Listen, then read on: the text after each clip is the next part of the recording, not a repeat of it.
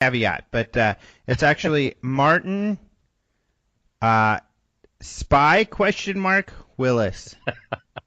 I think you're the second person that's asked me if I'm doing something covert, over here. But no, keeping my nose clean. Are you seducing Russian female spies? Is that what they sent you to do? Right. Though I wake up every morning. It's going to be nearly 2 months here total. So I wake up every morning wondering if I'm more Russian than I was the day before. Yeah. The language is really, really hard to learn and hard to understand. But I'm actually able to go to the store and, figure out buying things. And so that's working well. Good. But it's interesting. I really need to embrace it because, you have to get a visa to come over here. It's not easy. And, not a lot of Americans get this opportunity. So it's to see this culture. So it is very interesting. And have you been treated well this visit? I have, for the most part. As a matter of fact, it seems to be a lot different than it was the last couple of years. It seems they're very interested in Americans for some strange reason. I don't know. Before, we mentioned that this little old lady wanted to throw me off the cliff, right, at the Black Sea, and now she came up to me and tried to give me a hug and said she was joking.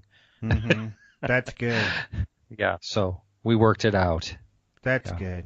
Because, that would be terrible if that happened to you over there.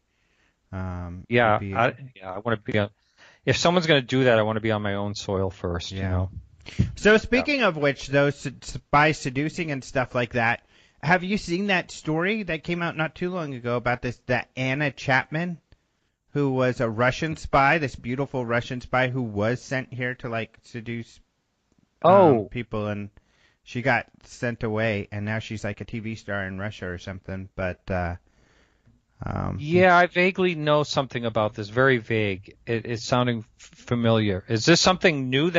Is she in the news recently? I thought I saw her in the news recently, but I'm not sure. Probably just because she's so popular over there in Russia right now.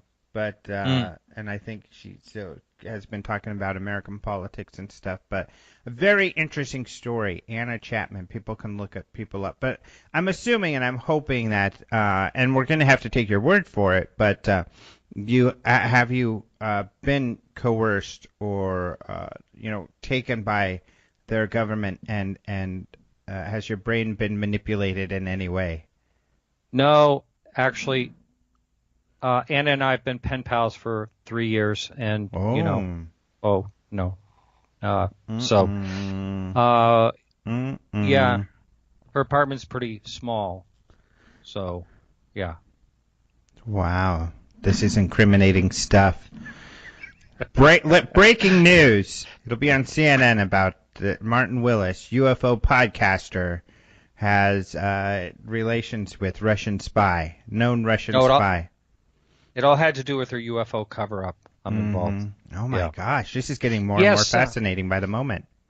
Yes, I actually was called a disinformation agent and a debunker the other day. A lot of harsh words, actually. Those were the mild words. Oh, that reminds me. Yeah. And what was it regarding? Why were they calling you that? It's someone that's posting lens flares on the Google the Google Earth lens flares that have been, debunked years ago, but they're really hard. Yeah. That's exactly right. Yeah. People are like that. So someone got mad at me, and I would love to hear your feedback. And I will make an apology if this is true, but they said I was speaking very negative and despairingly against Heather Wade and Art Bell when we were talking about this document that Heather Wade had released. And I didn't feel like I did that. I didn't mean to do that whatsoever. I certainly have no problem with what Heather Wade has done. I like Art Bell. I think Art Bell is great. So if I came across like that, I do apologize. Did you think I sounded negative or like I was making fun of them at all? Not at all. Actually, I said something along the lines of, that maybe she was trying to get a lot of publicity out of it. I said that. You didn't say anything about that. Yeah, so it was Martin's fault, not mine. Yes, my fault. I'll take full responsibility since they can't get to me in Russia. Yeah. So I guess that's some of our Russia stuff, and you've disclosed a lot, and it's enigmatic what you've said, and I don't know what to make of it. But we'll keep an eye on you. Okay. And you've got 3 more weeks over there.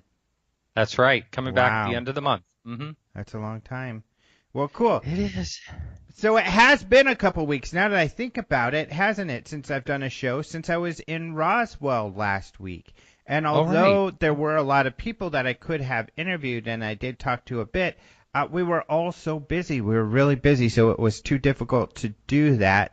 However, I am having Chase Kletsky on next week. I'm going to be interviewing her in order to talk about some of her new research, especially around the Star Child skull, which is really interesting. She's done some great work, so I want to talk about that. And so she was the MC of the newspaper's event at the Roswell event, and it was a great weekend.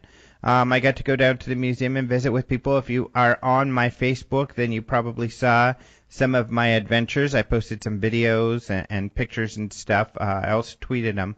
So, yeah, that was a lot of fun, but I apologize I was not able to get an interview in while I was out there, but we'll talk to someone who is out there soon.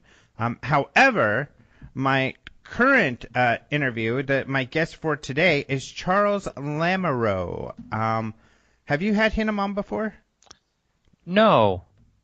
How do you spell? Well, the last name sounds familiar, but I'll have to look at the spelling. Mm-hmm. Sounds like someone I've connected to on Facebook before, though. Mm-hmm. Yeah, probably. He's on Facebook. He's this real nice guy from Vancouver, Canada. And I would say about a year ago, 9 months or so ago, he had a video that was pretty interesting that was getting some news. And we interviewed him about this. And at the time I did know this, but he elaborated. He has this system of cameras and stuff that he's got. A very elaborate system, very interesting system that he's got set up to record UFOs. So we talked to him about his sightings and stuff like that, which was really interesting in his work. And so we're doing this follow-up interview, however, because he has a new documentary out called Nocturnal Lights. And so I wanted to talk about that. It has some interesting videos and pictures, some of his favorite stuff, which he does not believe is explainable. You know, he thinks that these are anomalies. And so we talk about, what does it take for him to claim something is weird? He's not the type of person that thinks everything in the sky is strange. And so we talk about, his evolution and education and learning how to identify things. And we talk about his documentary, which sounds great, that people can actually go look at right now. So great interview. So we'll be talking to him in a minute. Great. Mm-hmm. But before that, let's get to the news. And that's what you're here for, is to talk to us about the news. All the news you can use. So you got some UFO news for us, buddy? I do, yes. This one I really like a lot, actually. It's a UFO witnesses. They capture a shining disc on video near Toronto Harbourfront. Now, this happened back in, I think it was July 2nd, and it was a couple celebrating Canada Day at Toronto's Harbour Front, and they recorded this video of this. It's a white shining disc, and I hope the listeners check this out because I think it's a quite fascinating video because this disc will come into focus really shiny and bright, and then it fades away to nothing. It does this several times as it's moving, and the gentleman that took this video says when he looked at it closely afterwards, he saw that it was spinning. It looked like it had like a dark center, almost like a hole in it, or maybe just plain something, black or dark in the very center. I think it's a great video, and check it out. It's right in the story. Mm-hmm. And, they were talking too, and it seems the video itself seems very credible. Just listening to the witnesses, they were trying to figure out what it was, which is typical, whether it was a drone or kite or anything like that. And they decided, afterwards, there's no way that it could have been known as it was spinning, rapidly, or it looked like it was. Mm-hmm. So what did you think of that video? Well, an early iteration of this story was called "A White Captured a Shinning Disc," which is kind of embarrassing. I had an extra N in the title, but I did fix that. So if you wanted to laugh at me about that, go ahead, get your chuckles out. Luckily, someone did make a joke about it in the comments, and I was like, oops. So I did fix that. But yeah, I think this is an interesting video. It's a round object. It looks like I say in the story. I mean, it looks kind of like a tumbling, like a large record, white record. Old vinyl record. You'll probably remember what that is. But the kids, even before cassette tapes, and some kids might not know that. So before CDs and DVDs, there were these cassette things, and then before that were these round flat discs with a hole in the middle that we played music on. Are you forgetting our 8-track tapes? Oh yeah, there were 8 tracks in there too in between. So, yeah. But anyway, yeah, that's what this kind of looked like. Some people have disagreed. Some people believe it looks like a balloon. Now, here's why I didn't immediately think it was a balloon, because as it's moving across the sky, it fades in and out, which would indicate a sort of tumbling. Like if it was a disc, something that was flat, as the angle turned and you were seeing it on its edge, you wouldn't see it. And then once it got to the flat edge, you would see it. So that's why that kind of idea, I think, is what people have gotten. And nobody who says it's a balloon has actually addressed that I've seen in the comments there. But it is a possibility that it is a balloon with a black center. And a lot of balloons, party balloons when you go to the grocery store are round and silver with, a cartoon character or something in the middle. So I guess that's a possibility too, and it's turning, but it's not lit up the whole time. So I still don't think that explains why it fades in and out. It could be maybe that the clouds are blocking the sun and casting a shadow on the balloon, and it does eventually go into the clouds, as a witness says. However, in the video, you don't see much in the way of clouds. You see some, but not a lot. So, right. Yeah, so it's hard to say. I think it's a really interesting video. I do too. And they also witnessed a black helicopter, and they thought it might be following it, which is something you do hear quite a bit. Yeah, now this was in Toronto, so it's a big city. Lots of stuff going on. Could be helicopters, yeah. Yeah, it could be helicopters or something. And this is a popular area where they were. They were enjoying the July 4th celebration sort of thing or something going on there, which is kind of interesting because this is Toronto and they're celebrating July 4th. But what the hell? Always good to have any excuse to party.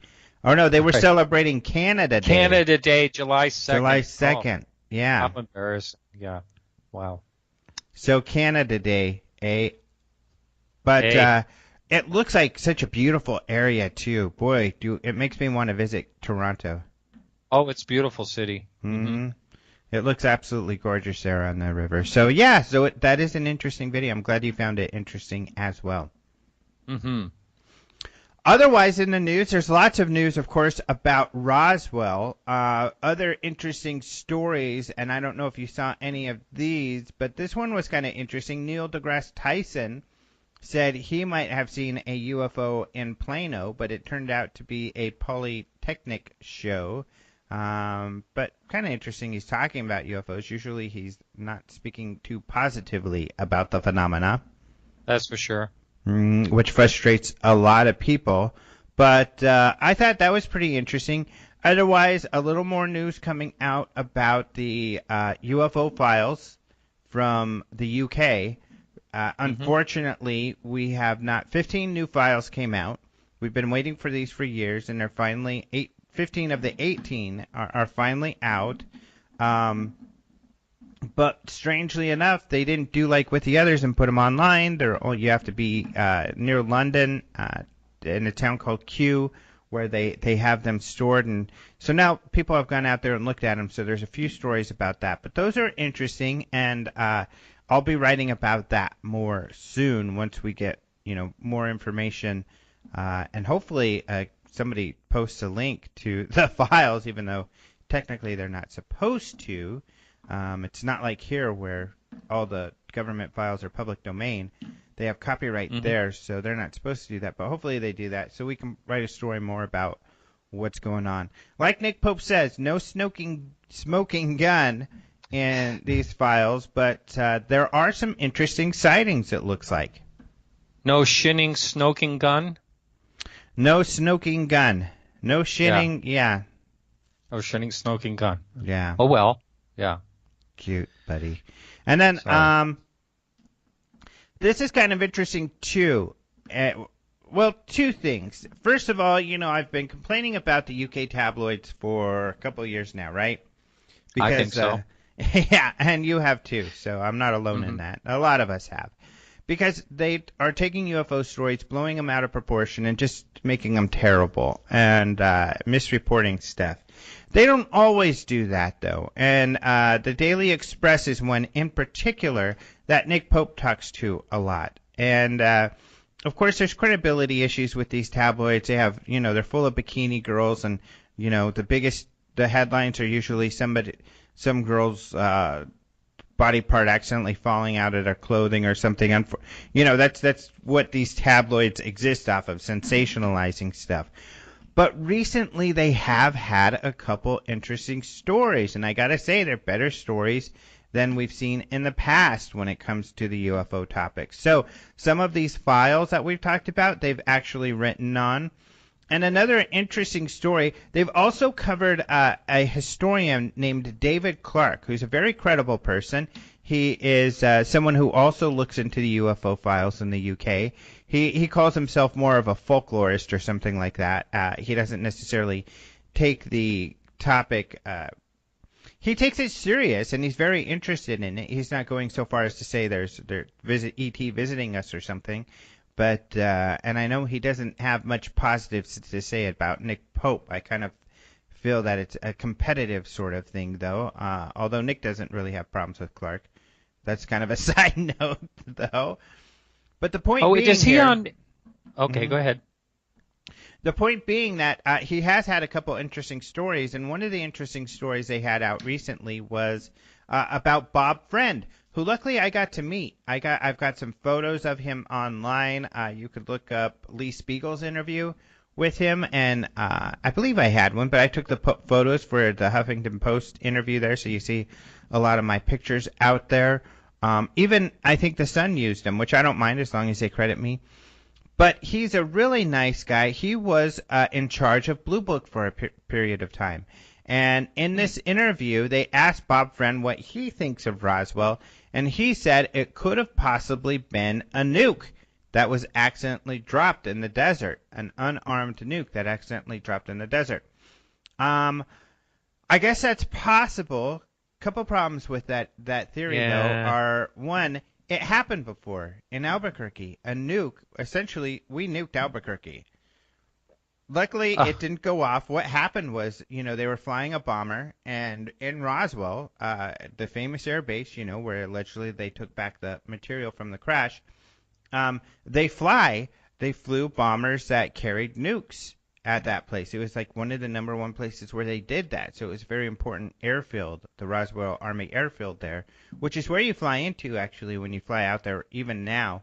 But in this case, what happened was an airman accidentally fell on the lever that opens a bomb bay and dropped a nuke on near Albuquerque. It was recovered. Luckily, no one was hurt. So Bob Friend is saying maybe something like this happened outside of Roswell. But of course, we know about the Albuquerque one. All the files are released about it. It's no big secret, and it's in the news and everything. So if it was that, why would they continue to hide that information to us from this day? And how could Jesse Marcel Jr. not recognize that was that and not a balloon or, metal type of material. So I don't know. Yeah, I got some problems with that. Yeah. First of all, I know that some bombs have fallen before, not just that in Albuquerque, but I think North Carolina, there was I think a B-52 broke up or something like that. And Oh, they wow. dropped. Luckily, they weren't armed. It didn't, of course, we'd know about it if it went off. But if someone is going to drop a nuke out of a plane, they're darn well going to go retrieve it as soon as possible. Yeah. And they didn't know about this.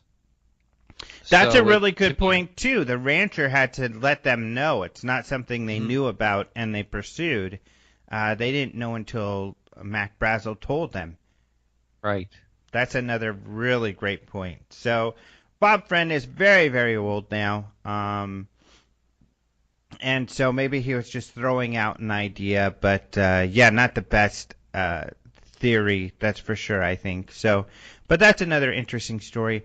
Otherwise, in the news, this website Goop, which I guess is ran by Gwyneth Paltrow, did an interview with Leslie Kean. Oh, wow. Yeah, so it's a good interview, kind of lengthy interview on their website. So we have that posted in our headlines as well. So, we post these headlines daily, so you can see them on the front page. But also, if you go under articles, you can choose daily UFO headlines, and then you could look at those as well and have links to all the headlines. And these are pretty much UFO or alien, even astrobiological type of stuff, stories that are in mainstream news. So you could check that out. But that is the latest. Yes, and the Goop is a text interview, a Q&A, not an audio interview. Yeah, it's great. Mm-hmm. Mm-hmm. Yeah, excellent. Well, that's it on this side of the pond. Yeah, you're way the heck out there. All right. Well, thank you for joining us once again, and you stay safe out there. I will, sir. Thank you. All right. Well, we'll talk to you soon, my friend. Let's go ahead and talk to Charles. I am very happy to welcome back to the show Charles Lamoureux. Hello, Charles. Well, hello, Alejandro. Good to talk to you again. Yeah, it's great to talk to you, too. And this is exciting because you have this new project and this new documentary out. Yeah, it's finally out, and I'm so happy about it. It's been 2 years since we first met, and that's when we started actually doing the film. So, it's been 2 years, so we're really happy. We launched it just a few days ago. Mm-hmm. So it's called Nocturnal Lights, and you launched it, meaning like people can watch it online now? Yes, exactly. Yeah, it's right now. So we launch it online for streaming only, on demand. And it's basically, we started a Facebook page, and it has all the information there. So I can give you all that information, or we can talk about that later. Oh, yeah, and I'll definitely be putting a link up, in the show notes here so people can get to it easily and check it out. So maybe you could share you're in Canada, and if I'm correct, you're in Toronto, is that correct, or Montreal? No, almost coming towards the west. I'm in Vancouver. Vancouver. I knew it was one of those. Yeah, on the west coast. Yeah, it's I've been traveling around. I'm originally from Winnipeg, Manitoba. Mm-hmm. Yeah, I had Toronto on the mind because we just posted actually a video from Toronto that's kind of interesting. You'll have to check that out. Absolutely. But I guess what inspired you to do this documentary? Well, it's really funny. That's a really good question. I never really decided to do this video, and basically, as you know, I've been skywatching for a good 6-7 years. When I first had my first UFO observation, and basically, I've been posting on YouTube a lot of my captures, in night vision, and basically, I got a phone call. Actually, it was an email. Then I got a phone call from a video production company here, a local one in Vancouver, BC, called Gone West Productions. So basically, we met for coffee. Her name was Frederick Remy. She's the director of the film, and she's really interested in UFOs. And after an hour and a half of talking, she got really passionate about doing a film. I said, well, you know what? I'd be happy to do it. I mean, I never thought of doing one, but I thought it was a great idea, and it worked out so well. She was passionate about UFOs, and so with my passion as well, we got making a movie. So it was great. Mm-hmm. And what sort of movie did she want to make? What was her idea? Well, basically, it was basically about my life, about, when I first started getting into UFO. So it was a documentary about me and my search for the truth, because after an hour of listening to me, and, I get really passionate. When you start talking, when I start talking about UFOs and what I've been doing, she got really, she caught my passion. And so she wanted to do a documentary about me, about basically my travels and what I need to do to find the truth. So we did, of course, traveling to Los Angeles. We went to Hawaii, to speak to people in the community, people that are really well known, ufologists, and so this is how it started. And then things are just, one thing at a time. Then we started meeting witnesses that are in British Columbia that had experiences with UFOs. So it ended up being a bigger project than we thought. So we first did it in French. We did a French documentary for a French Canadian station that was national. And then we decided that, it was such a success that we would do the English version. So we started shooting more for the English version. And again, we just finished doing the editing and everything just a few months ago. And now it's live. Now we're happy. It's all finally online. What sort of work has Frederique worked on prior to this? Well, she's originally from France. She's now a Canadian citizen. So she's done a few documentaries.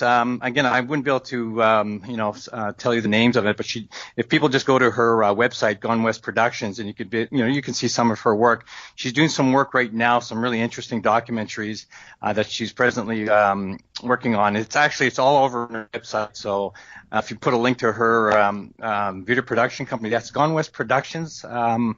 I don't know the website by heart, but I'll give it to you later. But she's done a few documentaries, so this is something very unique for her, getting into this, UFOs and this kind of, for her it was new. She has some, passion about UFOs, so she wanted to do this.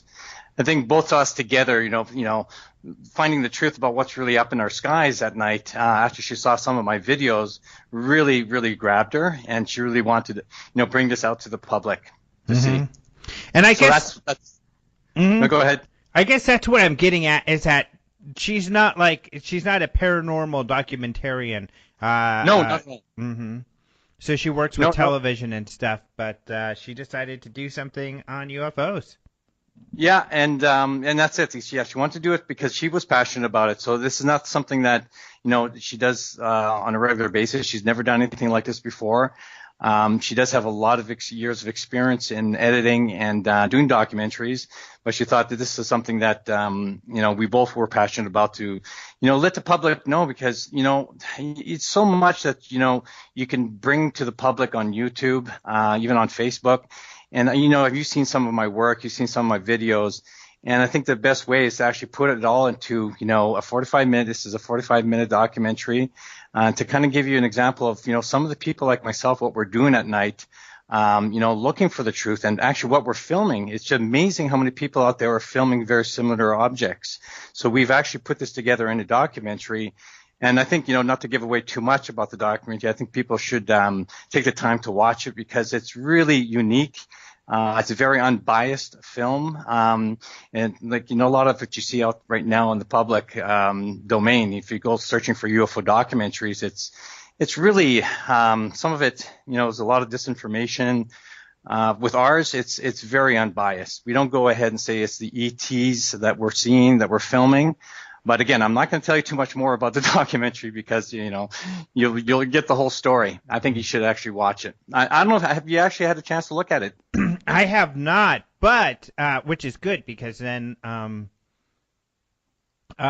can ask you questions about, the documentary and everything. However, if you're going to intrigue people about the documentary and get into it, you're going to have to talk somewhat about it. But I do have some questions. But first, let's start off with you, just to kind of refresh people's memory. Like, one of the things that you're known for, and like, what we talked about last time you were on the show, is what you were just mentioning, is that you're looking for and filming objects. And what's great about the cover of Nocturnal Lights, and they've got that on the website, is there's a picture of you with your elaborate video AV kind of monster. That's what it looks like. It's like this.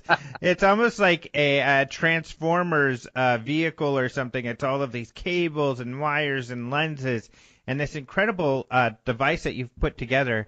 And it looks like it's actually several different cameras. Is that correct?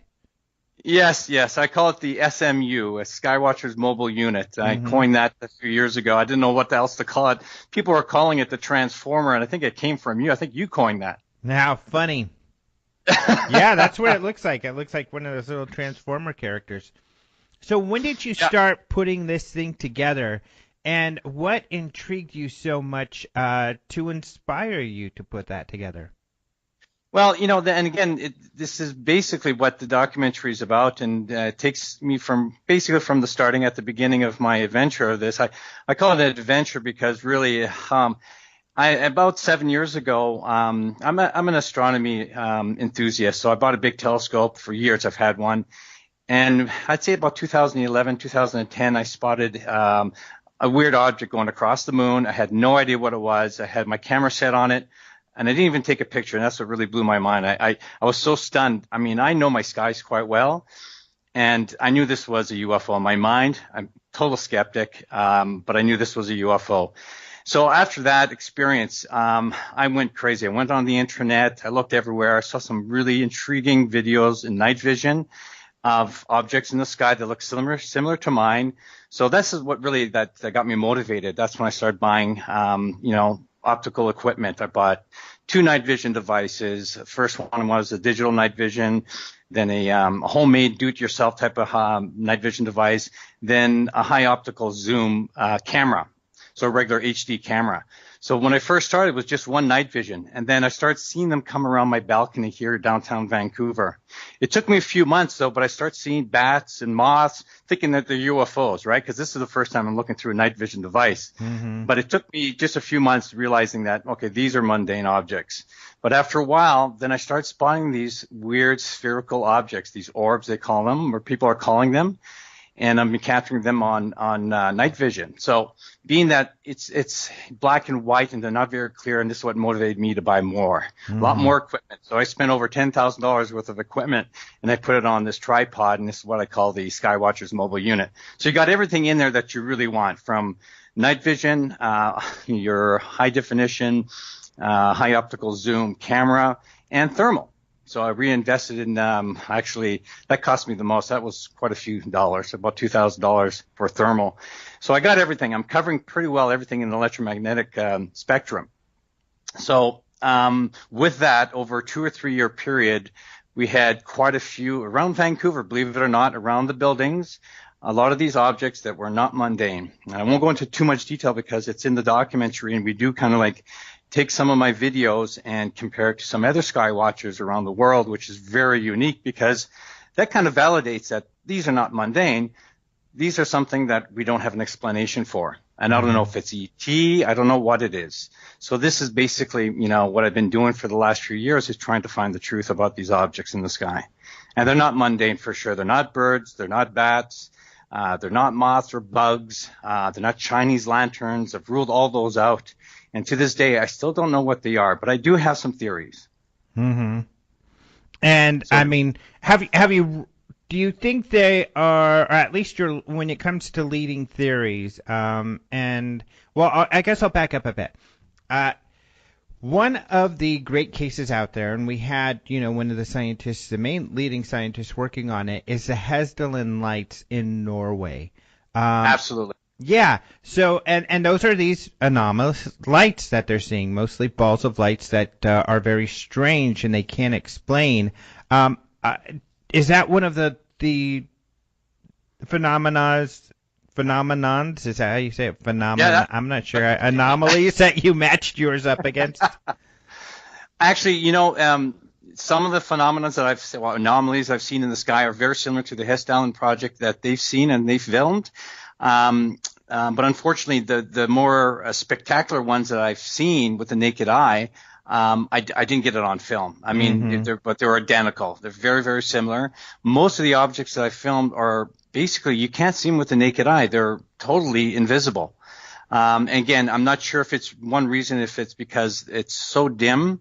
And of course, I'm filming in the city, so you get a little bit of light pollution. It's either that or they're completely invisible, and the infrared spectrum picks them up. And I have numerous videos of that. And again, I've would look carefully in the sky with the naked eye, and I'm looking through the monitor of my camera with the night vision. Then I look with the naked eye, and I can't see nothing. And I got quite a few like that. But some I'm able to see with the naked eye, which is quite amazing. And those are the ones I do not get them on film. I didn't get them on film because either I'm just finishing doing my sky watching, bringing all my cameras in, and this happens quite often. And a lot of people around the world will say the same. You're bringing in your cameras, you're shutting them all off, taking the batteries out, and then boom. There's a beautiful sphere zipping by going a million miles an hour and doing all these zigzags, and it's gone, and you missed it.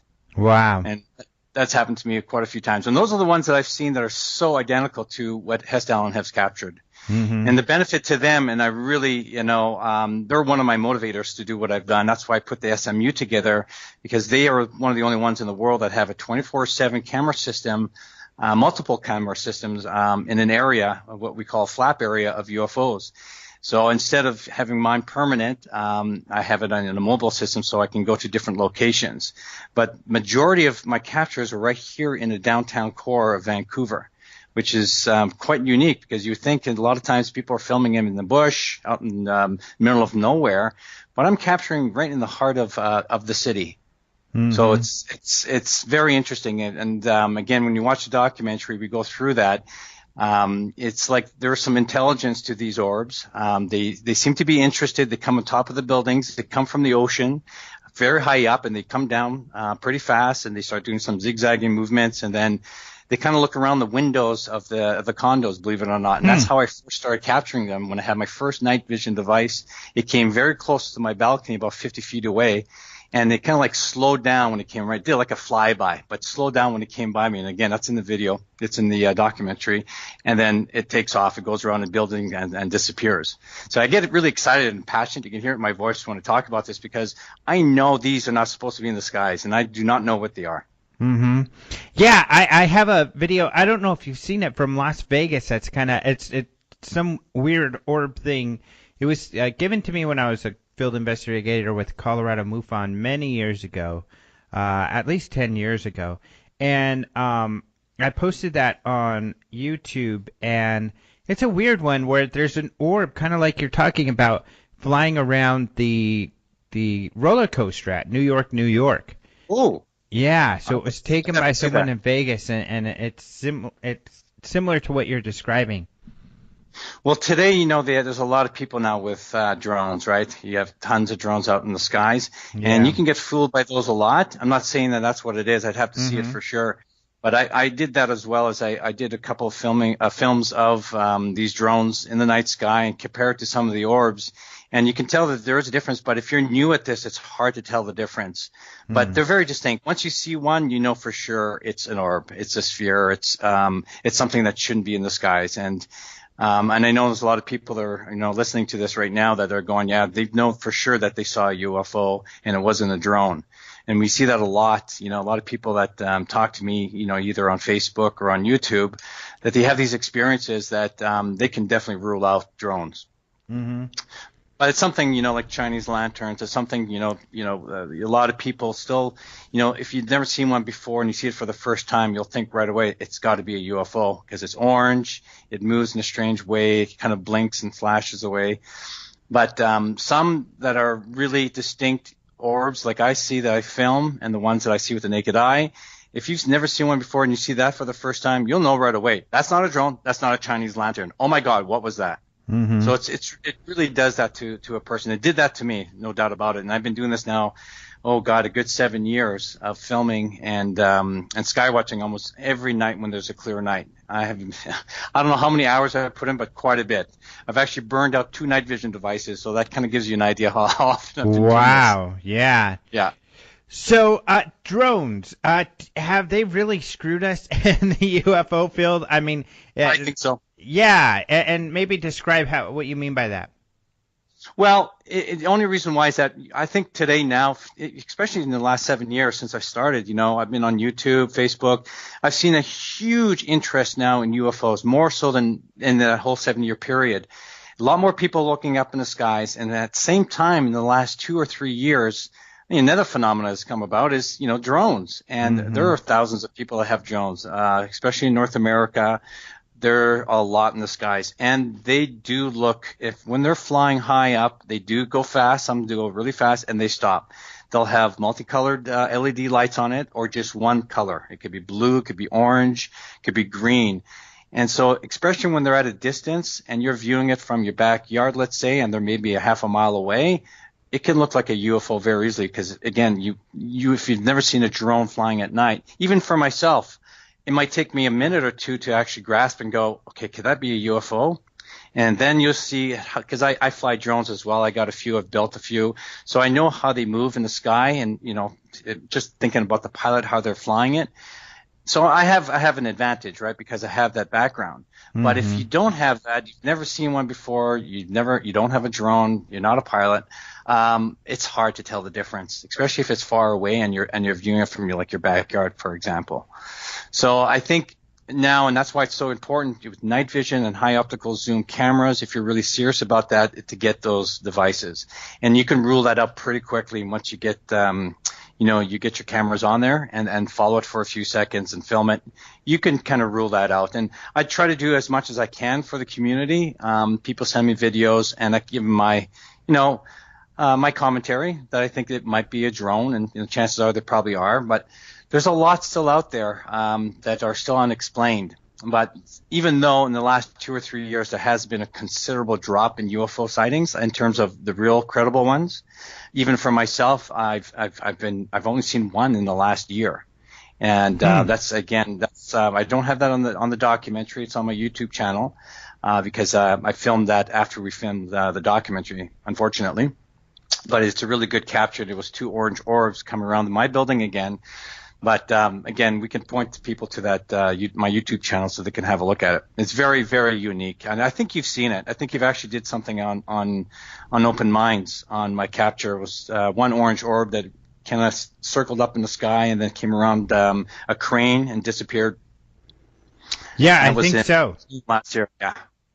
So when it comes to the Hessdalen lights and or your lights, I mean, one thing that a lot of people feel the Hessdalen lights are, not everyone, but is possibly some sort of natural plasma phenomena or some sort of natural phenomena. Do you think that is possible for a Hessdalen and or what you're capturing? Well, I think it's definitely possible. I think they could be the Earth lights that some of the scientists are talking about, but there are some that are very distinct, and I think you can tell the difference. Some of the Earth lights or the natural plasma phenomena, they have a certain way of reacting. They don't really act like they have an intelligence behind it. And they don't last as long as a UFO, like a real true UFO. If it's a bright light one, it'll zip across the sky. It'll go in 90-degree angles, and something that you would not expect anything to fly like that in the sky. Those are not Earth lights. Earth lights will just kind of come across the sky and arise and disappear, and just like ball lightning would do, right? They're there and it's gone. Again, they could be very, very bright, but they won't zip across the sky at 90 million miles an hour and then stop and then zip off, 90-degree turn. And that for me is not a natural light. And I've not seen those. I've only seen the real UAPs or UFOs, which I call orbs. I've only seen one that was spherical, completely like saucer shaped. Again, that's in my documentary. But anything else, nuts and bolts, triangle shapes, UFOs I have not seen. But Again, it's really hard to decipher which is which because, especially with the Hess Island project, they've been doing this for a while, and I know they don't see as often as many as they have in the past, but they have a lot of scientists behind them, and they have some great equipment as well. So I think soon one of us is going to come with some really good data to, either debunk the fact that these are natural or something that's really completely out of this world. Mm-hmm.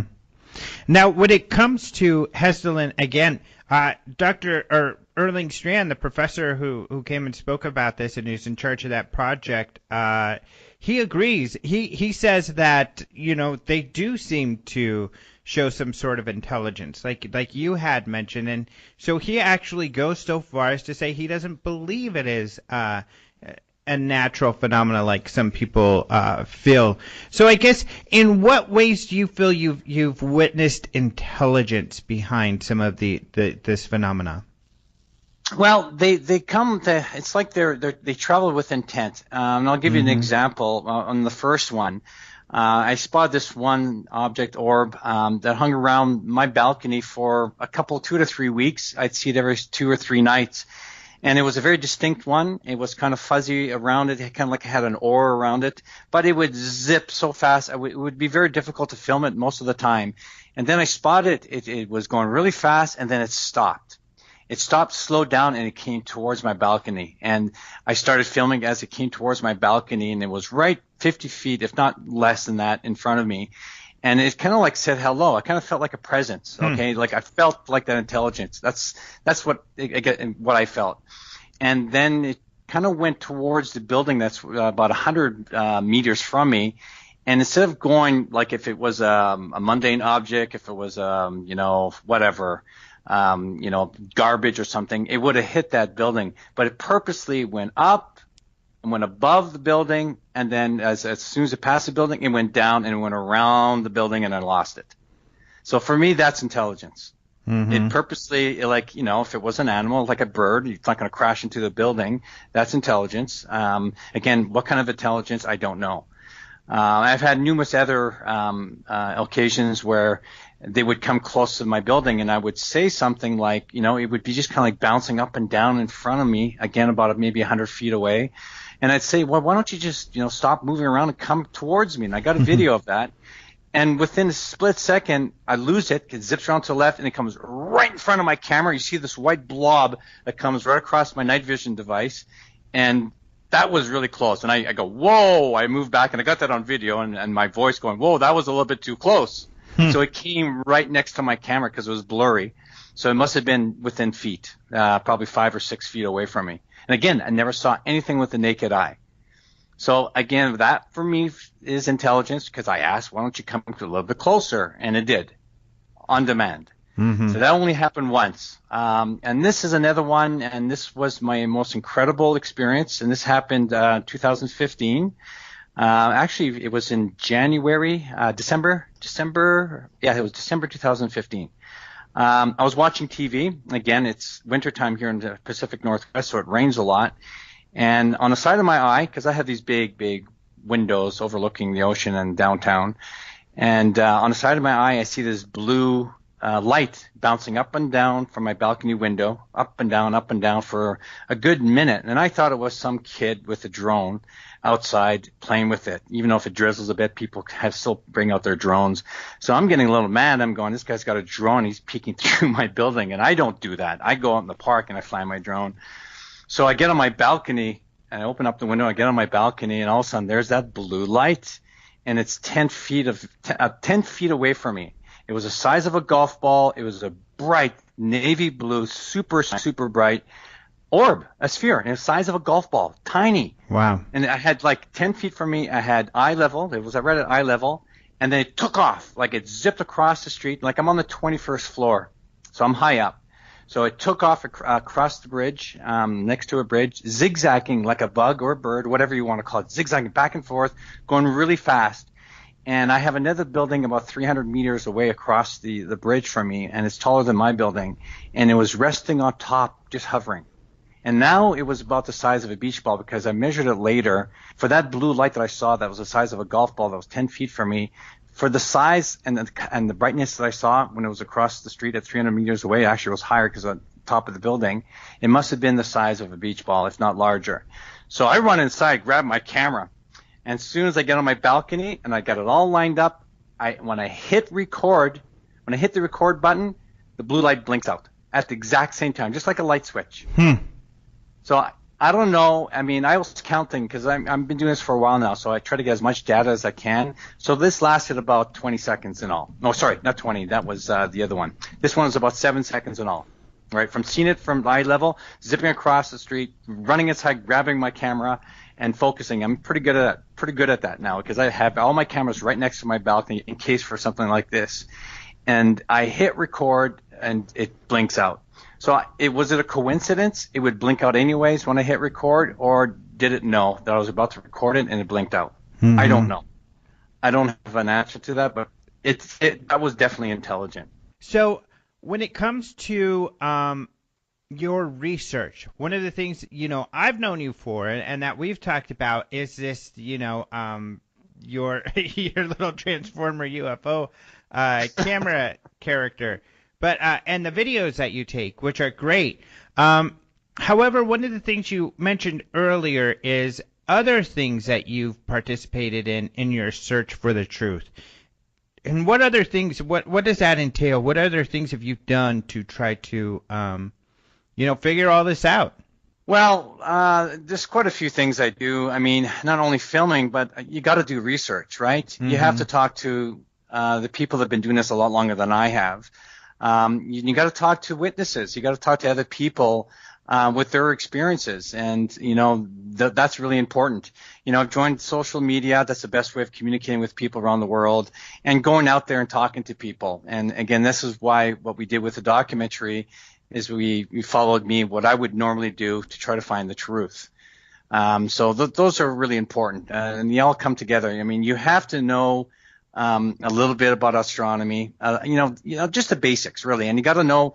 If you have to have critical thinking, you got to know that what you're looking at, you can't immediately go, that's a UFO just because it's an orange object in the sky. You got to be able to decipher a few things. You got to look through your mind and go, could that possibly be a drone?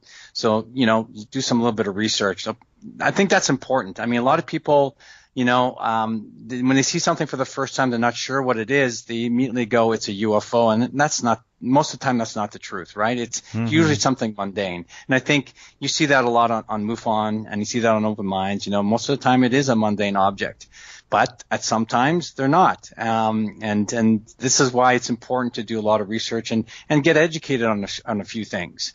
And for me was, learning night vision devices, because I've realized that a lot of these objects you cannot see in the visible light.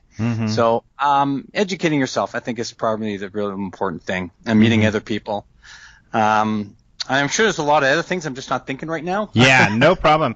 One of the things that I think you're good at, too, is communication, because and it's more than just one thing, whereas when you're putting yourself out there, you've got to kind of have some thick skin, because you're going to get criticism, some valid, some not, most not, most just people being mean, because unfortunately that's how social media is. So you kind of got to have thick skin. But one of the great things you've done too, I've seen, is you're willing to engage people who are skeptical about what you're claiming or what you found. And if you disagree, civil discussion is really important. And that's something that a lot of people in this field struggle with, it seems. I agree 100%. And I just recently, saw one on the Facebook group where people were in a discussion. It was really civil at the beginning, and then they got into really bad mouthing each other. And it went through 156 postings, and that was just too much. It's ridiculous, and that's got to stop. And I think people are getting better, but there's still a lot of it out there. And I understand a lot of people want to have this experience like I have, and like you have, and other people have had, have seen a UFO and really have that experience. And they are out there. They're real. Whatever they are real. Could they be ET? They could be a probe. Could they be man-made? They could be all of them. But the fact is that they're not supposed to be in our skies. And I want to see them continuously, and I just can't. I mean, they're just not around right now for the last year. But people sometimes get really argumentative, thinking that they see one, and they'll keep on believing that what they saw or what they've filmed is their true UFO, and they don't take maybe looking at some other possibilities as a possibility, and they get upset. And they have nothing to back it up but just one sighting for a few seconds on a bad video, and they get upset and they get mad, and they don't want to take the criticism that we're just trying to give you our viewpoint, and maybe if you did this, taking photographs really doesn't help anybody, because it could be anything of a photograph. It could be a lens flare, it could be a Chinese lantern, it could be anything. Video is the way to go. And if you're really interested in doing this, spend a little bit of money. Get a night vision device, get a nice low light camcorder, and go out there and film them, or binoculars if you just want to do it for yourself. And that's predominantly what it should be for, is for yourself if you want that experience, because a lot of times your experiences, that's your experience. You can't really, prove it to anybody else but just for yourself. And right now I want to help people a lot that are doing this, and I think I have over the last 5 or 6 years. It took me a good year. I'm telling you, a few months in night vision and a few months after that to realize, a lot of that I was filming at the beginning were either satellites, moths or birds or bats. It took me a lot of time. A lot of people that were in my role right now helped me. And, decipher, oh gosh, you're right, that was a bat or that was a satellite, So I get these now applications, these satellite applications on my iPad and my phones. If I think that this might be a high-flying object, UFO, or satellite, I got these applications in front of me so I can check right away. And sometimes they're not available, and I still film them anyways. But if they stop, thinking it's a satellite, satellites don't stop. So that's probably a UFO. Mm-hmm. So, yeah, and I totally know what you're saying about the people that get upset for no reason. Mm-hmm. Yeah, and you take the criticism well, such as, that video, which I think, the one you took earlier in the year, and, there's some debate and open minds, but it was very civil. I think we've got in our UFO group some really great researchers, people who have seen a lot of videos and dissected a lot, and are nice about it, professional about it. And it's still kind of difficult because even though you've got at least one video, probably more in your documentary it seems anomalous. The bar is so high when it comes to proof or really extraordinary evidence that even a video alone, even if it's dang good and it's unexplainable, doesn't seem to be enough. No, I agree. Mm-hmm. And again, that's a lot of reasons in the documentary way. I traveled to Los Angeles to meet some ufologists. I have many years of experience to show my videos and to get their viewpoints of, what I might be filming. And, some say this, some say that.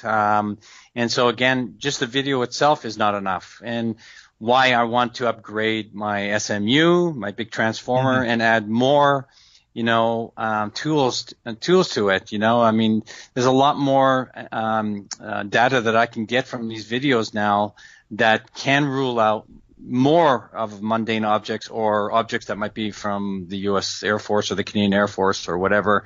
That could be, a drone or whatnot. But that's money, right? I don't have the money to invest in that, and that gets more expensive. Determination of that orange sphere was a light object. It was made out of light, so like a hologram.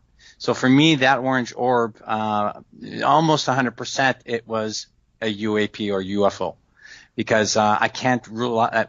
Again, there's only one object. I mean, if I had 3 or 4, then I could say 100% for sure that was a light object or a hologram type of object, because there was no thermal signature.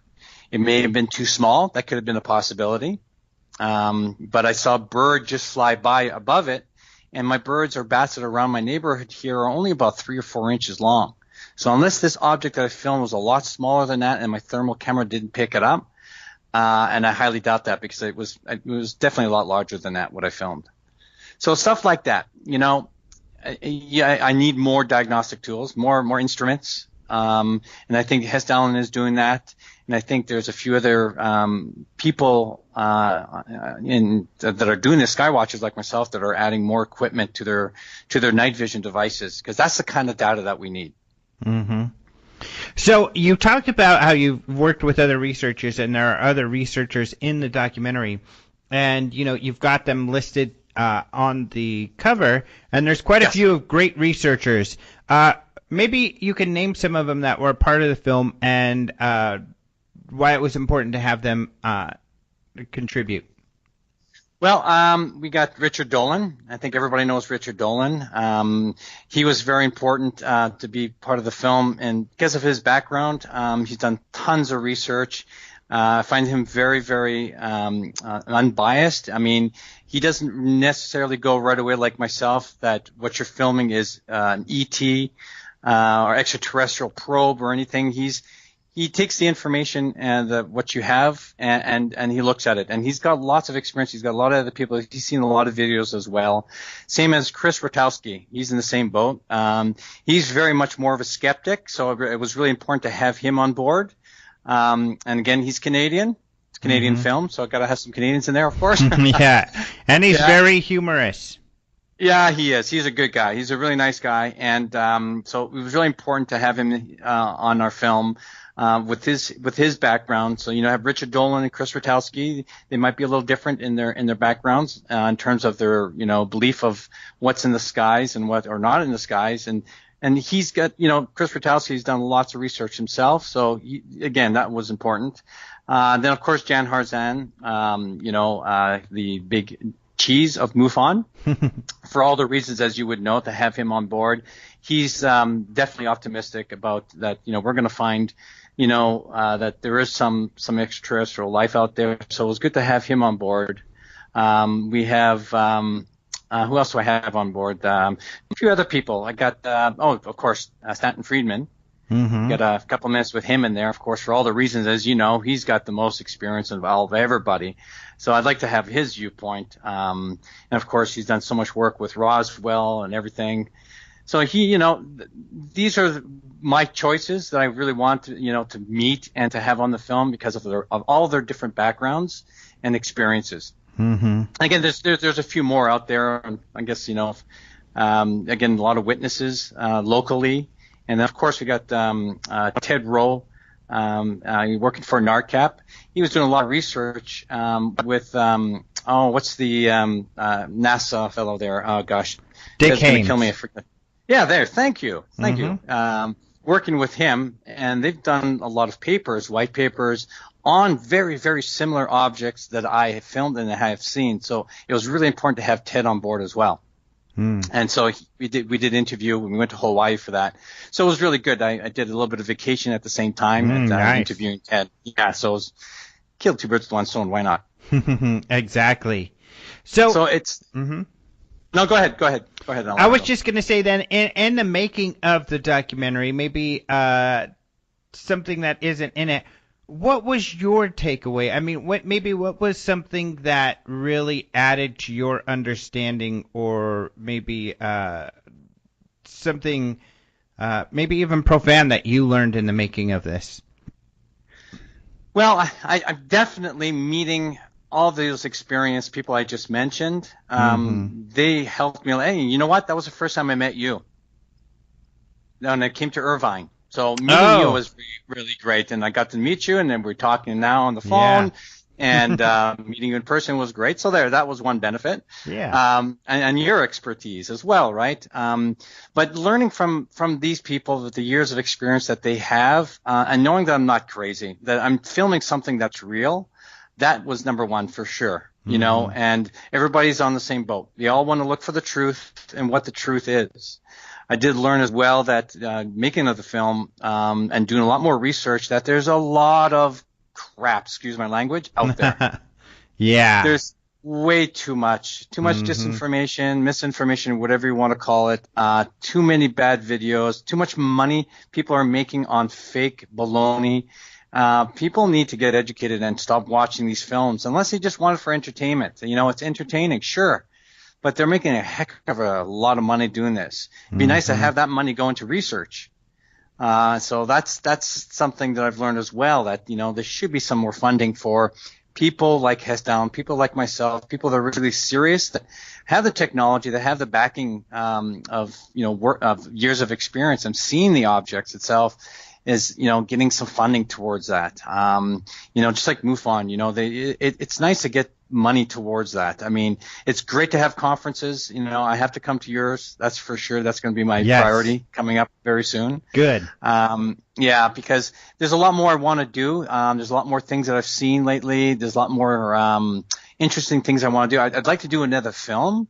But again, that's funding, right? I don't have enough money right now to do that. And again, I do all my, I don't go out there asking for money or anything, but I think it's important that, it gets communicated out to the world, that people are getting into this, that they learn from what people have, people that have experience. I think that's, real experience, and not from the fake, the hoaxers, and unfortunately all the newbies get sucked into that, and they believe one, and then they're thinking that, okay, Charles's UFO doesn't look anything like secure teams.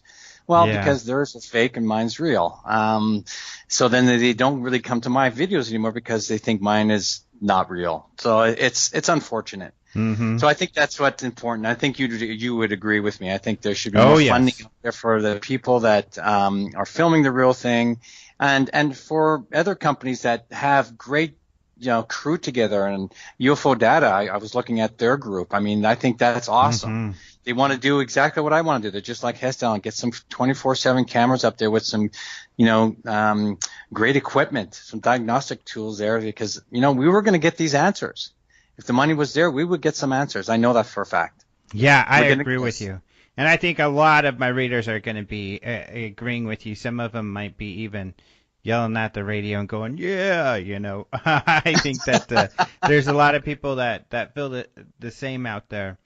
And hopefully, if you're going to the Congress, you can bring your film and enter it in our film festival, because that would be wonderful too, to share that with the crowd there. Oh, that's right. Yeah. You have a film festival. Mm-hmm. Yeah, that's right. I just missed that this year. I couldn't get away.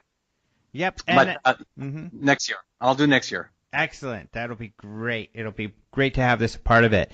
And then I guess since we're running out of time, probably my last question would be, what do you hope people get out of the film? And I think we covered a lot of it, but I'll just repeat it again. That what I've done is showed you in this film what a Skywatcher does, what we do to look for the truth. And this is a new phenomenon, I think, that's out there right now. There's a lot of people like me that are getting into the field, that are spending the time and money, their own money, to look for the truth. And it's a phenomenon. You got to see a lot of people are creating their own SMUs, their own Skywatcher mobile units. They're buying night vision devices. So I think, people, if they watch this 45-minute film, that they're going to learn that there is definitely a phenomena out there, that it's unexplained right at this time right now, especially what I'm filming anyways. And that there are credible people out there that are very passionate at what they're doing, and they want to learn the truth. And these are the people that you should spend a lot more time, watching. Not just for myself, but for everybody else that's taking the time, spend hours and hours and days, weeks, months, years to try to find the truth. So I think that's what you're going to get out of it, is you're going to see the truth. Mm-hmm. Well, I'm super excited to watch it, and I do apologize I haven't, in a way. However, because I like to not read the books or watch the films a lot of times when I interview people, because I want to try to do this whole, convince me that this is something that I want to watch, so that you can also convince the listener at the same time. And you have done a spectacular job convincing me, and I'm sure in turn the listeners, that this is something that is well worth watching. So you've got me very excited to watch your film, and this has been great. Thank you so much for coming on the show again. Oh, thank you so much, Alejandro. And I just want to end saying that I could never have done this without Frederic Remy, who is the director. She had a vision how to put this together. She did a great job in the film. Just wanted to let you know that. That's great. And I will refer people to the film on her site. It's gumroad.com, it looks like, or where the film is at. However, are there other websites that you would like people to be aware of and go to? Yeah. Yeah, I think Gone West Productions. Gone West Productions is Frederick Remy's website. She's the director of the film, and I got a website now that eventually I'm going to put a lot more video educational tools, which are going to be skywatching tools. Basically, how to set up your own SMU if you want to do it. Basically, education tools to learn about skywatching, about UFOs. What are UAPs? What do they look like? Have comparisons to Chinese lanterns, all that stuff. So it's Static 8 Films. So Static 8, the number 8 films.com.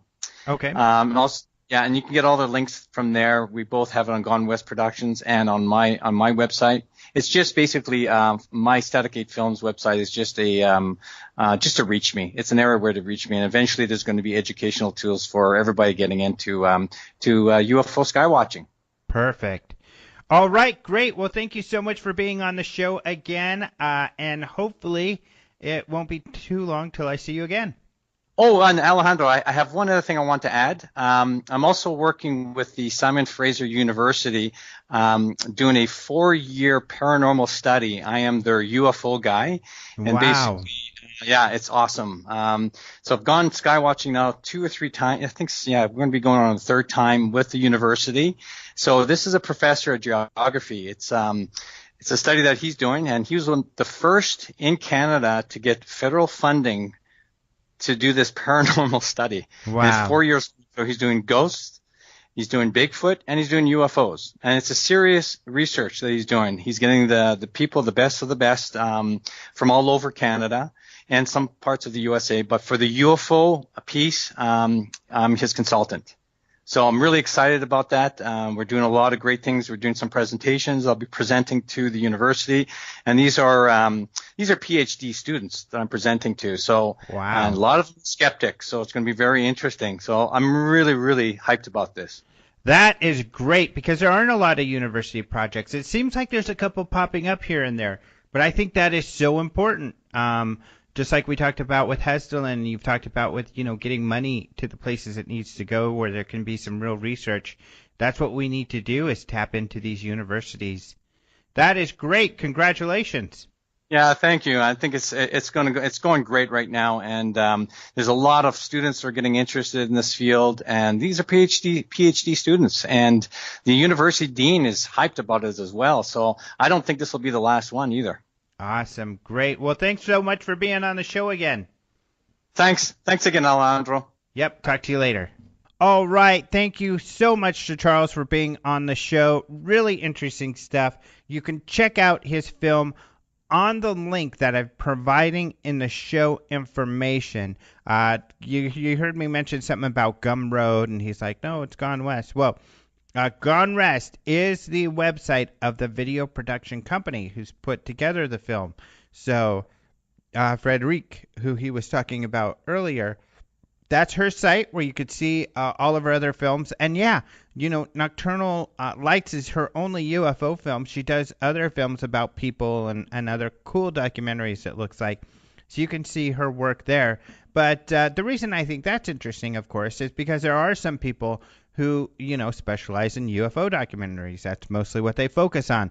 But I think it's really interesting when someone, who's in the mainstream, who does topics about things that they're passionate about, also then get into the UFO topic, because it's great to have these fresh perspectives and, to see what someone who isn't in the day-to-day in this field like all the rest of us, what they think about this and what they feel is credible and interesting and compelling.